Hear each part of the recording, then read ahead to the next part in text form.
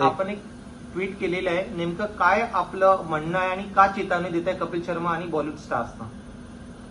गेल्या काही दिवसांपासून आम्ही बघतो तो कपिल शर्माचा नवीन शो सुरू झाल्यापासून सतत मुंबईचा उल्लेख हा बॉम्बे बॉम्बे म्हणून तिथे येणारे सेलिब्रिटीज, कपिल शर्मा आणि इतर अँकर, इतर लोकांकडनं केला जातो.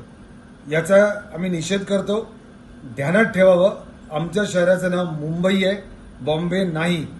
इतर वेळेला तुम्ही बोलताना बरोबर बंगळुरू, चेन्नई, कोलकाता हे राज्याची नावं वापरता, पण जेव्हा मुंबईबद्दल तुम्हाला बोलत असेल तर तुम्ही सतत बॉम्बे बॉम्बे असा उच्चार करता. याचा निषेध करतो आणि याच्या पुढे आज तर आम्ही फक्त विनंती करतोय, याच्या पुढे तुमच्या शोमध्ये मुंबईचा उल्लेख बॉम्बे होता कामा नये. कपिल शर्मा देखील हे लक्षात ठेवावं. उद्या कपिल शर्माला चालेल त्याचं नाव आम्ही टपिल शर्मा बोलतो म्हणून त्याला संबोधित केलं तर नाही चालणार ना. सतत आम्ही टपिल टपिल टपिल केलं तर रागील की नाही.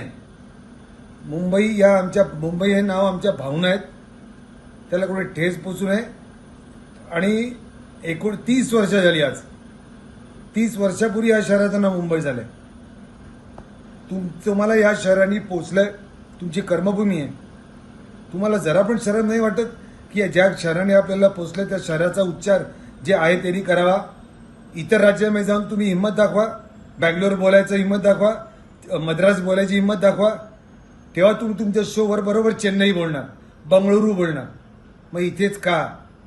यापुढे लक्षात ठेवा, मुंबईचा सन्मान राखला गेलाच पाहिजे. तुमच्या चित्रपटांमध्ये काय OTT प्लॅटफॉर्मवर, तुमच्या कुठल्याही शोमध्ये, खास करून कपिल शर्मा शोमध्ये मुंबई शहराचा उल्लेख मुंबई हाच झाला पाहिजे, इतर कुठलाही नाही. हा विनंती वजा इशारा समजा. का म्हणजे काय करणार तुम्ही जर नाही झालं तर, नाही परत गेलं तर? याच्या आधी देखील तीव्र आंदोलनं झालेली आहेत आणि तुम्हाला त्या गोष्टी भाग पडायला लावलेल्या आहेत. आम्हाला